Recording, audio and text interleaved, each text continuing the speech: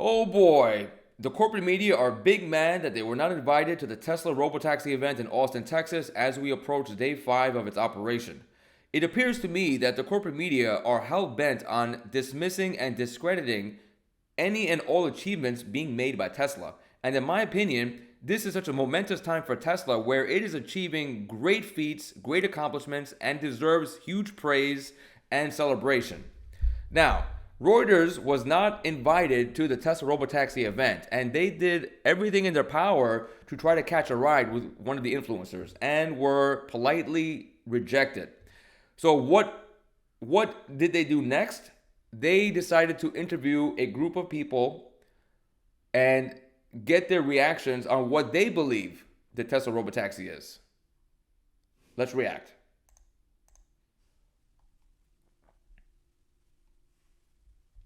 I think they're pretty cool. I just feel like there have been so many accidents when it comes to like Teslas and stuff like that that are also self-driving. There have also been so many accidents when it comes to Teslas that are also self-driving. That makes zero sense. Motor vehicle accidents by human drivers is one of the leading causes of personal injury, death, and suffering across the United States. And to say that the Teslas being involved in those accidents and relating it to the full self-driving is simply a nonsense claim. It's a nonsense claim, but it is an opinion of hers, and she has an opinion, and that only tells me how really uneducated the public are about Tesla and the full self-driving suite as it is. The full self-driving suite as it is, supervised, has already proven itself to be safer than human beings. It has already proven this. So this only tells me that the general public's perception of Tesla is one that is contaminated with doubt and uncertainty. Mainly, I believe, in thanks to a misinformed reporting from corporate media. That I feel like it'll probably have the same issues. What if the computer malfunctions or you get into an accident? How do you, does it call for help for you right away? Do you have to do something? How do you get out? Do you have? The Tesla vehicles, the Model 3 and the Model Y,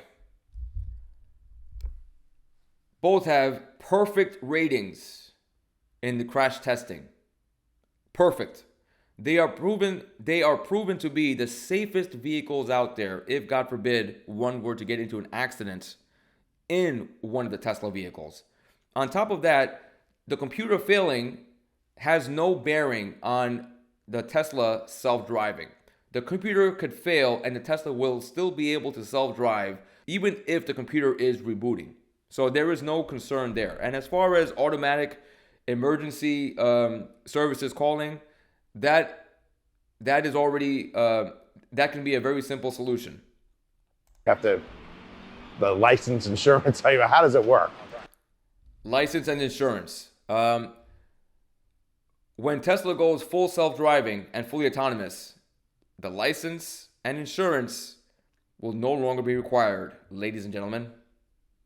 That safety would be my biggest thing. My thoughts are actually about the jobs that they're taking away from cab drivers, but I am interested in the idea of AI driving as long as it's safe. Now that actually is a valid concern, right? At least she's concerned in somewhat the right direction. However, it really does not have anything to do with the perception of the Tesla Robotaxi. Yes, once the Tesla Robotaxi goes live, there will be a huge disruption in every single industry that has been in existence since the beginning of time, beginning with transportation. Everything about transportation will be disrupted. Everything. Now here's another interview from CNBC. Let's see what they had to say about it. If you're developing what Tesla says it's developing, which is a general solution to self-driving, where any of their cars will work anywhere, right? Will self-drive itself safely anywhere. That's very different than what's happening here in Austin, where we're seeing sort of Tesla moving towards what Waymo has been doing all along. Okay. First of all, the claim that Tesla is developing a full self-driving suite where the vehicle can drive anywhere is true. And it has already been proven, right?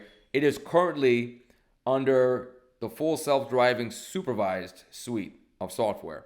And the Tesla vehicle can literally drive anywhere, albeit supervised currently, right? It is still supervised and it's not perfect. We already know this. But the car can drive on any road. It does not have to be pre-mapped or geofenced or HD mapped or any of that nonsense to be able to drive on a road. It does all of this via vision AI in real time, right? So the Tesla vehicle using full self-driving, currently supervised, is able to drive on any road and theoretically on any road in the world, right? Now, he claims that Tesla is doing what Waymo has been doing all along is simply not true. What Waymo has been doing is using an absurdly expensive sensor array, geofencing, and HD mapping to drive its vehicles, to self-drive its vehicles. Tesla is doing none of that. Tesla is strictly using vision-based neural nets and AI to drive its vehicles and drive on the road while its AI processes the road in real time. And it learns from already driven data. It learned from the data of the drive saved from actual human beings. So it learns like a human being. It's not doing anything like Waymo. It's doing nothing like Waymo. As a matter of fact, it's almost as if it's the polar opposite of Waymo.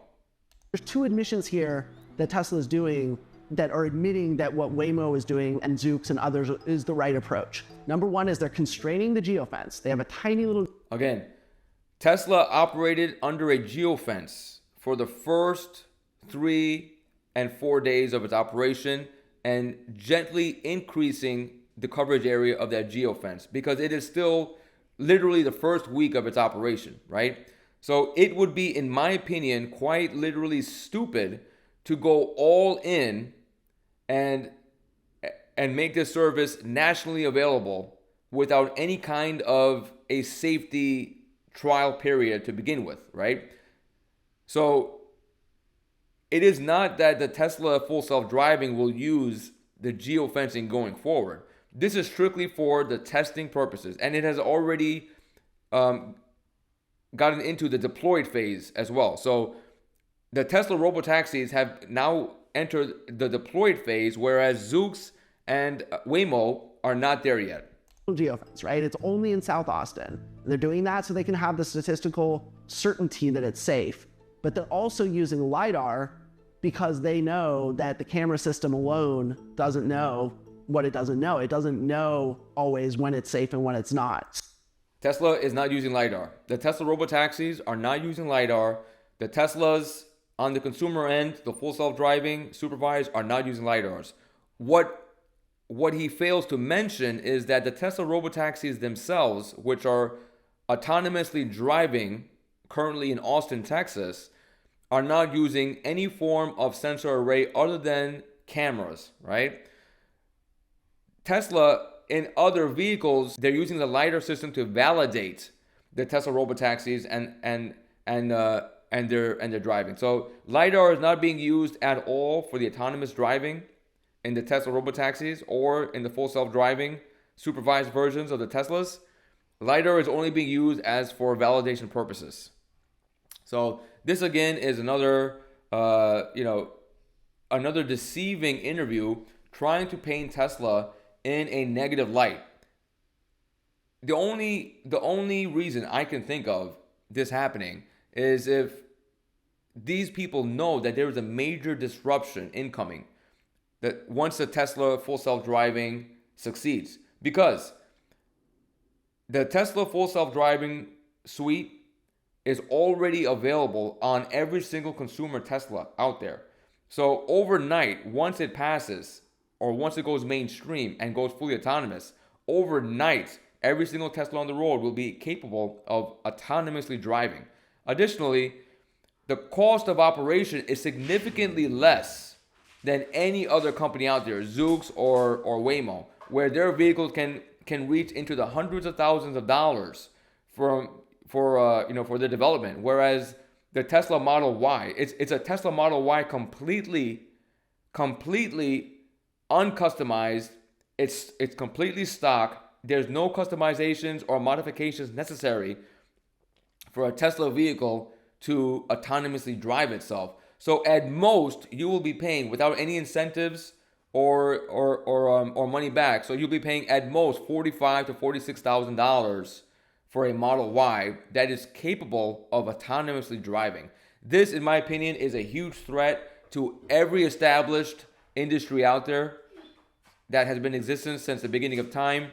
And I believe this is why they are trying to paint Tesla in a negative light, as there's going to be a huge and rude awakening when Tesla finally becomes fully autonomous and comes in as the ultimate disruptor.